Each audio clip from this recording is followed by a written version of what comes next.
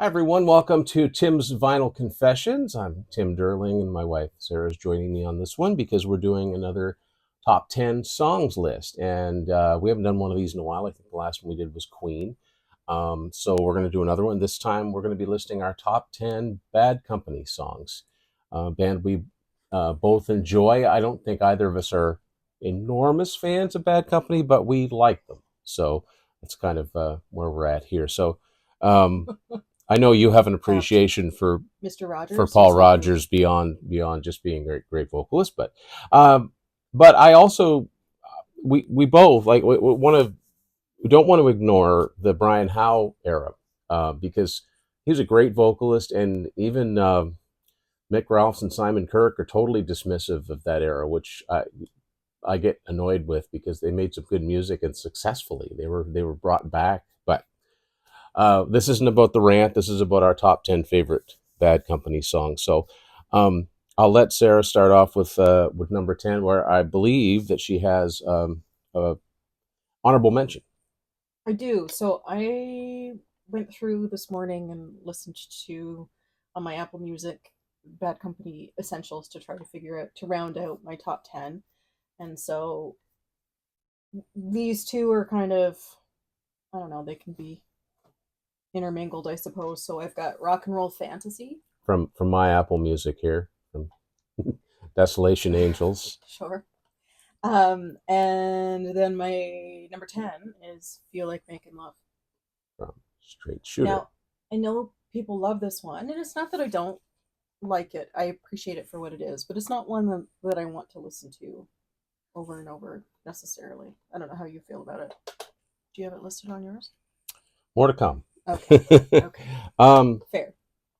my number 10 is the title song from Burnin' Sky, the fourth Bad Company album from 1977. And I really like this song, but I will say that, just my opinion, I think a lot of Bad Company songs are a bit long for the content. In other words, this song is about 5 minutes and 1 second long, and it really doesn't need to be. There's not a lot of changes that go through it. I think they could have pared it down to maybe 3.5, 4 minutes, and it would be still a good song that doesn't repeat as much. That's my big thing with some of this Bad Company stuff. But it's I don't cool. disagree. It's cool, but it tends to go on a little. A lot of their songs tend to go on a little long without a lot of changes in them. That's just minor, but it is a great song, and obviously Paul Rogers sounds fantastic on it. There were no top 40 singles off this album. This was the only album they put out in the 70s without any top 40 singles. This one was closest. I believe it peaked at number 43. So And just to add to that, I would say the same about like Free, like All Right Now. Like that went on they actually did a radio edit for All Right Now. Um, and and yeah, I like purists will say, oh no, you got to hear the full album version. I want to hear what the guts of the song is about. And when you have just a chorus that repeats and repeats and repeats and nothing happens in it, it wears a little and I mean I love thin. the song. Yeah, I know. I also feel that it's a good 2 minutes, maybe more longer than what it need I be. mean, it's great. So It's great, but after a while, it's like, okay, do do do do there's nothing further. do do do like, you know, I don't have a watch on, but you know what I mean. Just my opinion. So You're waiting for it to move on. yeah. Yes, So moving on, pun indeed. intended. Yeah. So So my number 9 is Can't Get Enough. um, And to say it like Mr. Rogers, can't get enough. can't get enough. Yeah. Can't get This enough. is a naked eight track Oh, it's pink. without the slipcase. More on that later. Mm, Yeah. So that's your number 9. that is my number 9. Okay. So my number 9, as I hinted at, is the title song from 1990's Holy Water. This ended up being a platinum album for Bad Company. This was the third album they did with Brian Howe on vocals. And I like the song a lot, but the reason that it's down as low as it is because it sounds almost exactly like another song that I'm going to be talking about later. Like almost exactly.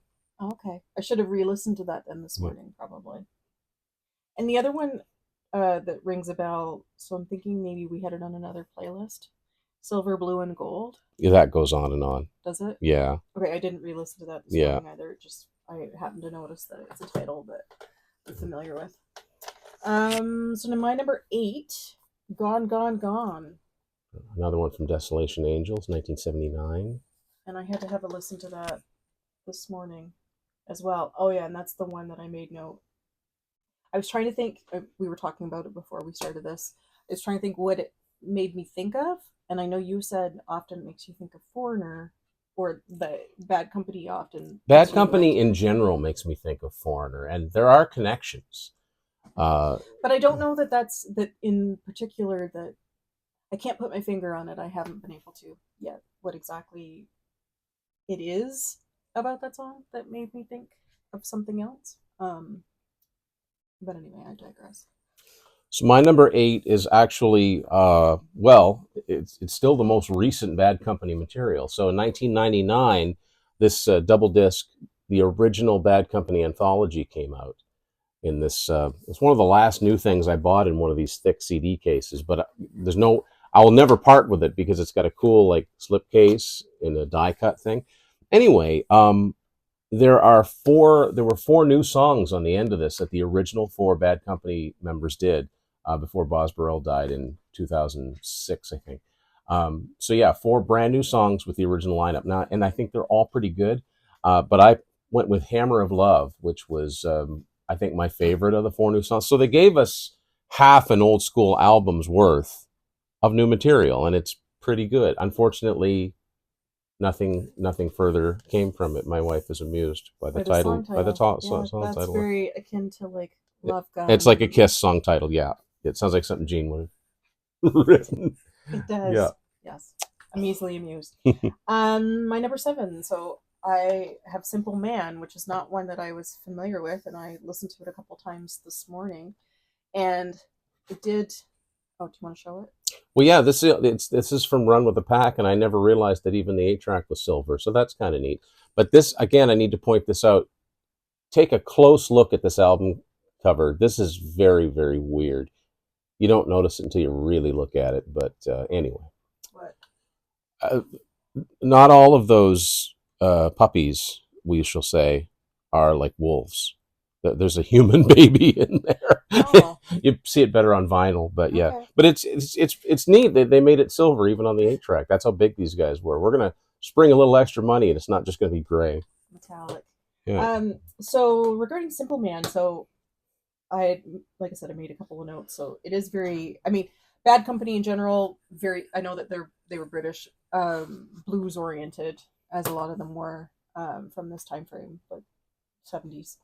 Um, but what I was making note of was all the cowboy type Imagery. metaphors Yeah. and imagery, and um, very earthy. The hardworking aesthetic, like essentially talking about working the land and those sort of things. And so then led me down the road of that it's very almost country sounding, but with a heavier guitar bass sound. Some of And then of course the Bad Company stuff does that. you've got Paul's voice, which kind of sets it apart Right. ultimately. But then it led me down the path of like Bon Jovi, like Wanna Dead or Alive, with their frequent cowboy Oh yeah. metaphors, Yeah. which like the 80s, they very much liked that Oh yeah. analogy Cowboy as well. boots, cowboy hats. But then with a heavier, Yeah. And the same, like, I don't think I'm wrong, am I? Like Poison, they went down that similar. Oh yeah. Yeah. And Yeah. Brett certainly did in his solo career. Mm-hmm. So ultimately, I guess where I was going with that is it's very like country oriented, sort of like a lot of the same kind of values, if you will, like talking about women and Old fashioned. Is that where we're going? maybe, yeah, classic, if you Yeah. will. It's interesting. I cannot think of how Bad Company's Simple Man goes. All I can think of is Leonard Skinner Simple Man. I can't think of how the Bad Company one goes. And it kind of put me in mind a little bit of similar to Ready for Love, and Okay. a little bit. So, okay, so that's your number seven. So my number seven is one that you've already talked about, Gone, Gone, Gone from Desolation Angels. I really liked this song. This was the second single from that album, which was a kind of a comeback as Burning Sky wasn't as successful. So this brought them back to a platinum album again. Of course, the big hit from that album was Rock and Roll Fantasy, which you already talked about. That was top 20. This one only hit 56. I think it's a good song. I don't understand why it didn't do a little bit better than that, but I like the vocals in the chorus. Mm-hmm. And there are one of the things in both eras of Bad Company. Really, yes, I know they had a third singer, but let's not even go there. But both eras of Bad Company, it's never been they've never been lyrical giants. The No. lyrics have always been very plain spoken and, dare I say, repetitive. Um, and but I do like how in Gone, Gone, Gone he says, "I don't know if I'll cry, I don't know if I'll die laughing." I like how he throws that in at the end because you're not expecting. I don't know if you just think he's going to say, "I don't know if I'll cry, I don't know if I'll die," because it rhymes. But when he says "die laughing," just changes the meaning of it a little bit. So it's maybe he's not quite so heartbroken as you might think. Interesting. I Yeah, like it too, and I mean, I ranked it higher than a rock and roll fantasy, but I think it's because I'm not as familiar with it. Like radio tends to want to play it plays rock and the roll bigger hit, fantasy which versus that yeah. one. And I have to say, Rock and Roll Fantasy is you can tell that it's 1979. It's Bad Company, and it sounds like Bad Company, but it's 1979. You can hear almost a disco beat, especially with the drum, the electronic at the time.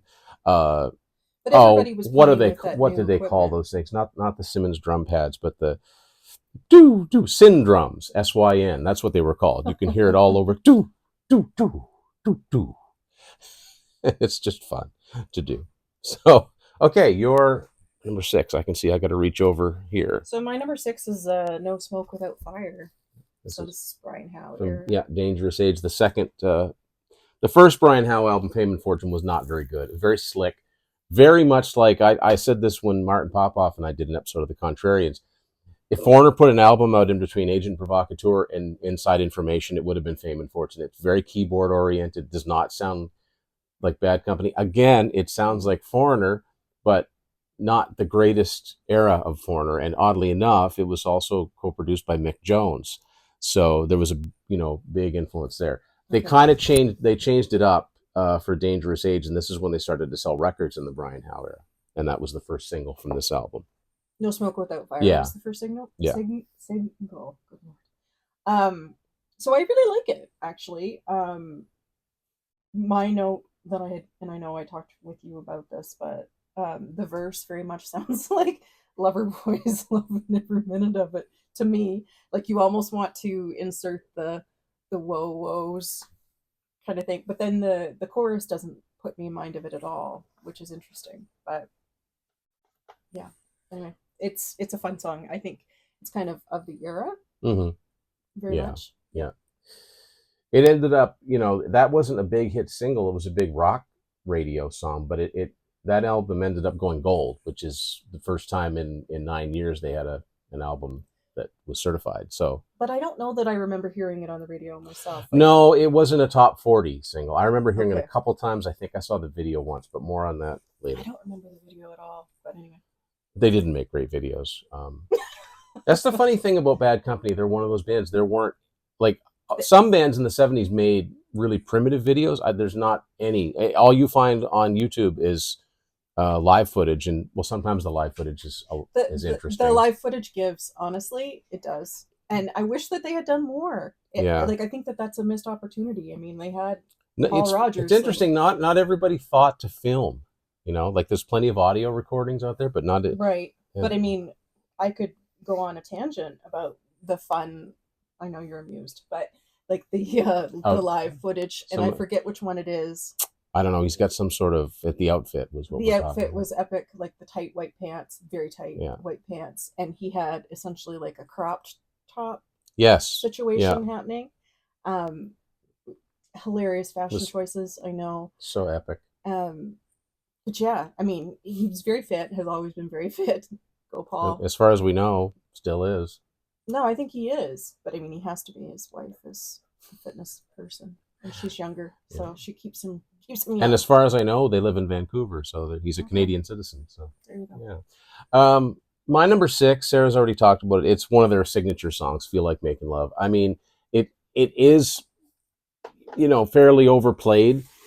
I think it But is. I remember the first time I heard it, thinking, "Man, that's a heavy." When the chorus hits, it's a heavy song for 1975, and And the chorus is great. it's fun. It repeats and repeats and repeats. It doesn't need to be as long as it is. I love all the guitar fills at the end of the song, and they're just 12 bar, or not 12 bar, but they're just pentatonic blues. But Mick Ralphs makes the most of them, and also I do remember in the late '90s, and I don't know the character's name, but South Park. There's a version of this song that I don't know the character's name, but they had like a tracheotomy. They had like a voice box. Oh, So it was like, "Feel Like Making Love." And the music was like pretty much identical to Bad Company, but it was like, "Maybe when I think about you." Anyway, you can all YouTube that, but it's a great song. It's a classic, and for good reason. So that's my number six.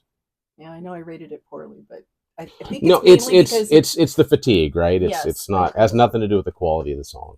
So No, and the chorus is great, like you yeah, said. So my number five is "Ready for Love," another one from the debut. and I mean, I know I don't think I knew it prior to we saw it like in a Supernatural episode, Yeah, and it was in like a kind of a a sexy, romantic scene. romantic, intimate scene, if you will, Yeah, and it was well used. I will say that it was well the show used, used a lot. They did a lot of classic rock, and they always did.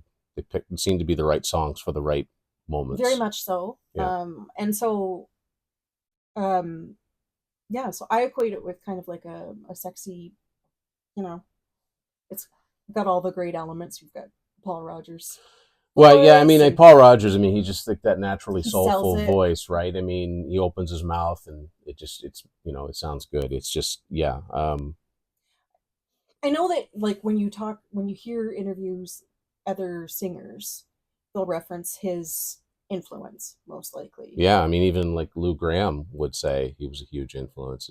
Right. I've never heard it said, but he had to have been an influence on David Coverdale, because I'm the assuming. early, especially the early Whitesnake stuff, I hear a lot of inflections. Like Hmm. when you hear "Ain't No Love in the Heart of the City," like that could have easily been covered by Paul Yeah, I can hear Rogers. that, Yeah, and it would have been great. I yeah, mean, so yeah, he's when it comes down to like a blues driven rock, yeah. um, that's Paul Rogers. He's exceptional, but you can understand though why that may not have been a great fit for Queen. Oh my They don't goodness! really Paul Rogers doesn't have a flamboyant bone in his body, so when they no, would do "All Right Now" and "Can't Get Enough," and they would sound great, but when they do "Radio Gaga," it would not sound good but at it's hard to go all. from talking like rock, earthy, cowboy driven Right? aesthetic, and then to try to marry that, like you said, with Yeah. flamboyance And and unfortunately, it does not I merge. did not like that album that they did, the Cosmos Rocks. I did not like that album at all. I'm sure there's some people out there that liked it. I didn't even buy it. It's I was so disappointed. I thought this could be great. And I know we're getting off tangent a little bit, but that was when it finally hit me, because I've always been one of those people that were sick and tired of Van Halen fans that would diss the Sammy Hagar era, because that's when I got on board. But now, when that happened, when the Paul Rogers and Queen thing happened, I was like, you know what? I think I get it. I think I get where they're coming from. They might have even liked Sammy and Montrose and Solo, and then Van Halen, but didn't think they went well together. Now I think it was perfect, but it was like, okay, is that what it was like? Because now I get it. Because it was.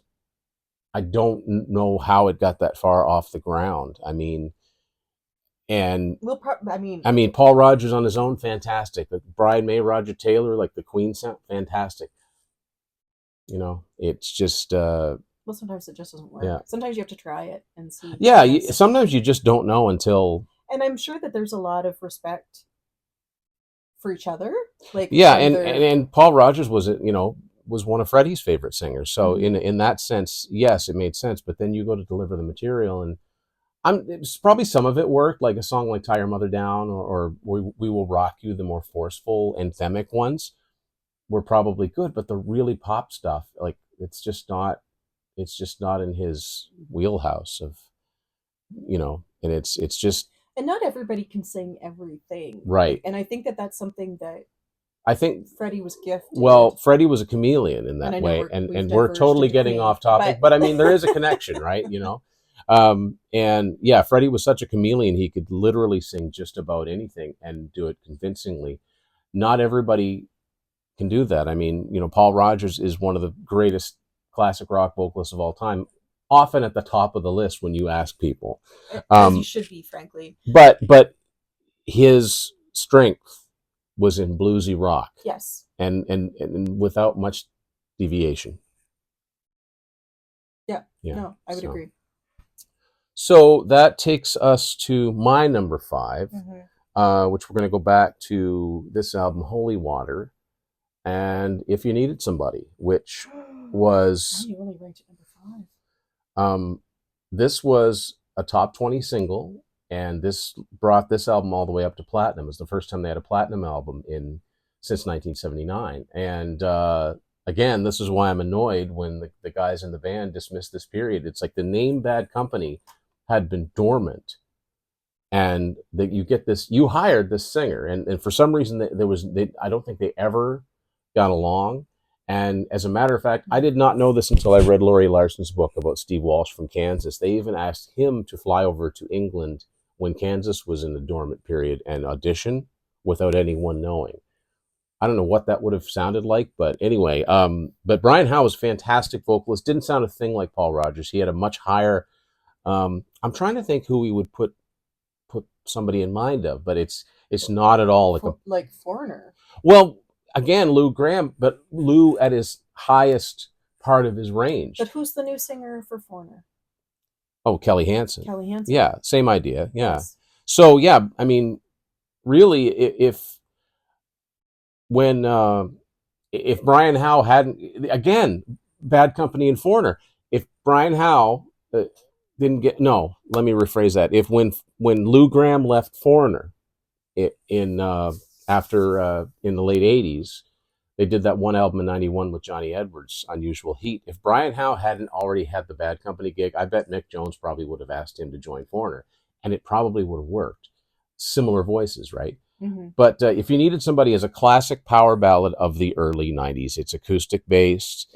It's oddly enough, I mean, it made so much sense because that year, so Bad Company were now a headlining act again, and their opening band was Damn Yankees, who had a big hit with High Enough, and they were really kind of making the same type of music. Mm-hmm. So yeah, I mean, it was the introduction of this band, I'm sure, for a lot of people our age, and it was really interesting. I mean, Bad Company had a top 20 single in 1991. That's not something that you'd expect right off the bat.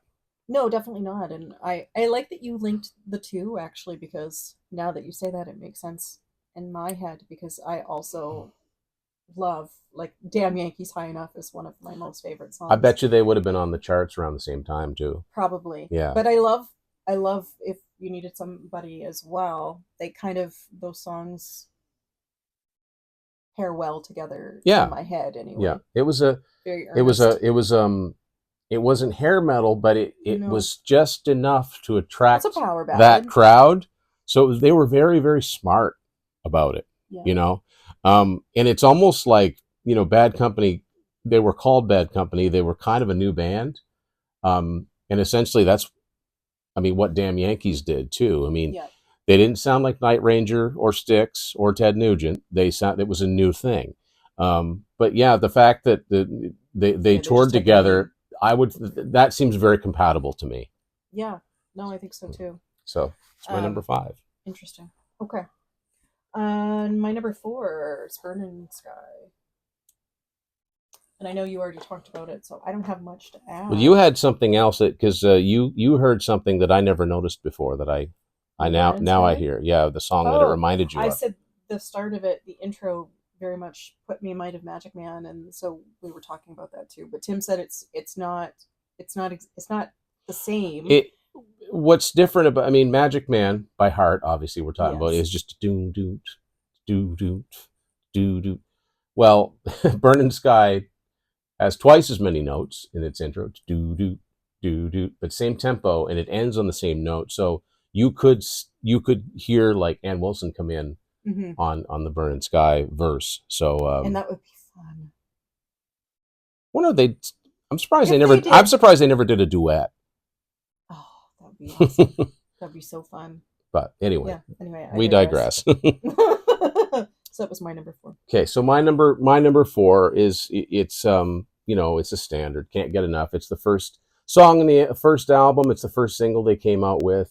It's been played a million times. Hmm. It's great. It's really you know Free were never that big a band other than All Right Now. They were extremely influential, but Bad Company were one of the very first supergroups because everybody in the band had come from prior success. I mean, Bad Company had, so Paul Rogers and Simon Kirke both came out of Free.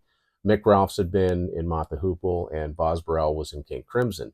So there was a lot of hype behind it. Also, they were the first act signed to Swan Song Records. They were managed by Peter Grant, same as Led Zeppelin. And because Led Zeppelin were in between albums, I believe the first Bad Company album was the first release on the Swan Song label. So there was a lot of hype behind it, and they lived up to it. And they became a huge. I'm not sure if this sold 4 or 5 million copies, but I mean, they sold in a way that most harder rock bands didn't sell in the '70s. This was a huge album. I mean, this made it into a lot of homes, and and Can't Get Enough was the perfect song to announce it with. It's been in commercials. It's It's kind of been bombastic, right? Like the yeah, way it it's comes well out. produced. The drums sound great for a 1974 album. It's really well produced, even though they produced it themselves. But again, they were veterans at this point, even though they were like in their mid 20s. Hmm. So, you know, yeah, it's a. I've heard it a lot, but I can't deny that it's still a good song. My number four. Agree. My number 3 is Shooting Star, and this is kind of, again, I don't. They're so not a country band, and it's not intended to be. This is very rock driven, but the storytelling is kind of like something that you would expect in like Yeah, a country song. or Um, Southern rock. There's a little yeah, bit of that's that actually, too. Yeah, that's a good point. It's yeah, probably more in line with that, but um, sad kind of yeah. biographical type of Almost like song, a cautionary tale. very And much. I think that It was influenced by a well, it was band member, Paul right? Kossoff, the guitarist in Free, who was still alive at that point, but he But he was was on a he struggling. was on a downward. So I think he died in 1976, and I think it was Paul Rogers' way of dealing with can't help him. The grief of it. Yeah, like to see what could have been or whatever. Yeah. So it is Um, very much a cautionary tale. Tim's right. yeah, it Um, was a but big hit for them. I think it was another one of their standards, and Tesla do a pretty good cover of it on their Reel to Reel covers album. I'm sure other people have covered it too. It's a simple song, but it's good. it is good. I Yeah. really enjoy it. I find it catchy. It gets stuck in my head. And it goes on a bit long. Yes, There's a it little bit does too much of the na na na na na na na. It's like at the okay, end. we get it, we Yeah. get it. But I think it would probably, like, if in a live That environment, would be different. that would be different, and Yeah. it would be kind of fun. Like, you'd be Oh, kind of it'd be a vibing crowd along sing. It with would be it. a crowd sing But you're along for right. As sure. far as an album version, you don't need it to go on as long. So I'm gonna stick with the same album for my number three, Good Lovin' Gone Bad. And this was a minor top 40 single. It wasn't a big song, but I've always been a big fan of it. I think that this song, Paul is singing with attitude. Like his voice cracks in places, and I really like how he delivers it. It's like he means it. He means business. I think it's got a great riff, and it's, again, really, really well produced for its time. I mean, those first two albums came out one right after the other, Mm. like I probably within the same calendar year. But yeah, I think it should have done better on the charts. But it's a great song. I think it's one they always did live, and I'm sure someone's covered it. I've never heard one, but it sounds like you could have taken a band in the late '80s and done a really rocking version I'm of sure you this could. song. So Yeah. that's my number three. So my number 2 is If You Needed Somebody, and I mean, we've already talked about it, and I love it for all the reasons that we discussed. But it's earnest, and um, yeah, it's more emotional perhaps than some of the previous. Well, the thing is about Paul Rogers, as great as he was, Martin Popoff would say, he didn't always push a lot of air, and we were used to hearing the power ballads with the high tenor vocals Mhm. that really like drove, especially in the final choruses. And Brian Howe had that type of voice. He didn't have the look. He looked like a science teacher or a gym teacher or something, but he had the voice.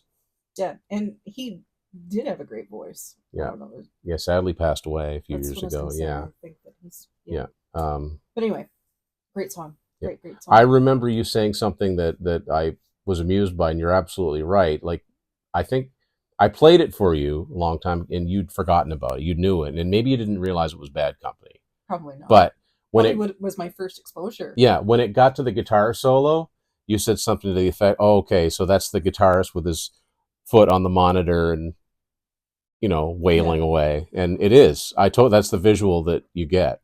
Well, because I think it harkens back to those music videos. So Yeah. like you can The almost singer picture the it. singer It's stands like, back and the guitar player yeah, steps this is forward. your moment. Yeah. And they're gonna take it for all it's worth. That's right. You gotta put your foot up on the monitor and give it the 10 seconds that you got. Yeah. However many you bars. got 8 bars, make them count. That's yeah. right. Okay, so I'm going to stick with this era for my number 2, and I'm also going with No Smoke Without a Fire. The first song I ever heard from Bad Company. So in 1988, I'd heard of Bad Company, but I'd never actually heard them before. And, at this time period, I was probably at the height of my Def Leppard fandom. And you had said when I played you this that it reminded you of Def Leppard. That's probably why I like it. And I still like it. And it does have that. Mutt Lange had nothing to do with this song, but it does have that stomp. It does. It's 100%. definitely got that stomp to it. And it's it was really they could have called themselves something different, but I mean, well, they wanted the name. It's marketable. It's marketable, and it is interesting that that when Paul Rogers formed the firm with Jimmy Page, that they didn't. I suppose you couldn't really call it Bad Company with Jimmy Page, but anyway. No, because you're trying to merge. That's another example. The firm only did 2 albums, and I was very disappointed with both of them. I thought that they could have been so much better given the talent in that band, but I just really didn't. Radioactive is cool. There's a reason that was the only song that did anything for them. It's actually the first time I ever heard of Paul Rogers or Jimmy Page when that song came out. But anyway. But yeah, the Brian Howe era, I'm a big supporter of it. I went on the Contrarians and called Dangerous Age my favorite Bad Company album, as crazy as that might sound. But yeah, makes sense to me though why you would feel that way. But that's my number 2, and I can see right now our number 1 is the same. It is what it is. Bad Company by Bad Company from Bad Company. There was never any question for It's an amazing, amazing song. This is another one that was put to good use in Supernatural. I don't remember at what point. No, I can't exactly remember. The only thing that was placed better was Renegade by Styx when that song came on at that particular point. But I got to give the producers of that show all the credit in the world. I mean, look what it did for Kansas.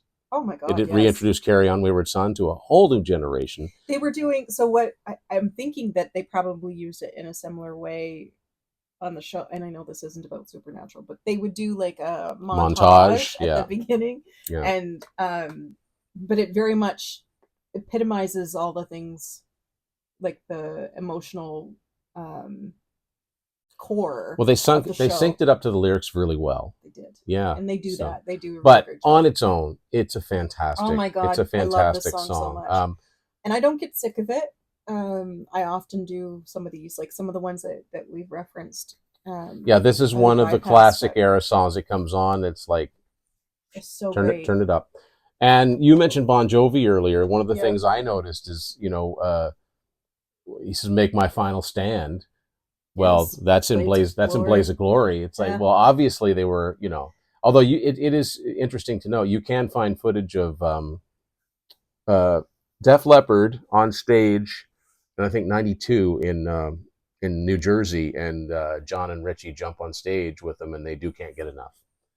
And I figure that's one of those songs that all of these guys would have known and played in bands when they were younger, because it was just so popular. Mm-hmm. So, but this is an interesting one. I didn't I was not familiar with it before, and I mean, probably prior to, if you needed somebody in those ones, the only ones that I would have known would have been um, like Feel Like Making Love, or maybe even Can't Get Enough, as it was played so much on the radio, right? Yeah, those I two would have been don't the feel biggest like ones. Bad Company, the song, gets as much airplay. No, I don't know. It really doesn't, but it should. And it kind of, um, everything, the atmosphere of it. At the end, you can hear, like, I know he talks about the cold wind blow, like the outro. Dirty for Dirty, like I that. love it. And You that's can one that hear, goes on at the end, and I don't mind it. It's like, yeah, keep it going. but there's kind of little nuances though at the end Yeah, that I enjoy, and I know that there's little things that he says and little things that I've picked up on that you hadn't paid attention to no, before. But um, yeah, no, it's highly enjoyable. yeah. It's funny because it starts out, it's a piano based song, and it ends up being this rock anthem, and But it has all the motifs like what we talked about though too. Like it's you got said, it's the got the cowboy, Western imagery. the Yeah, yeah. like you can almost feel and hear the wind blowing through. Yeah. Tumbleweeds, and yeah. Yes. So there you go. It's a lot of singles, but there's a reason they're singles sometimes. So, yeah, I'm curious to know out there, what are your favorite Bad Company songs? What songs would have made your top 10 list? Um, and if anybody out there support for the Brian Howe era, I'm curious, because some people do, some people don't. It's like these albums, this series of albums that he did. They're probably never ever going to be reissued, which is a shame. It's just, and yet, they had two gold albums and a platinum album, and yeah, it's overlooked. But anyway, that's our picks for our favorite Bad Company songs. We'll be doing more of these. Don't forget to hit subscribe, uh, because a lot of people watch this and don't subscribe. Just hit the button; it takes no time at all, and I really appreciate it. It helps me grow the channel. Speaking of growing the channel, I do want to mention I did show a lot of 8 tracks off in this book. My book, Unspooled, an adventure in 8 tracks, continues to be available through Amazon. If you're interested in this lost period era, I highly recommend it. It's a gorgeous book from start to finish. And there you go. Thanks, everybody, for watching. Thanks, Thank you. Honey, for sitting in with me. And we'll see you later. Let's watch Tim's Final Confessions.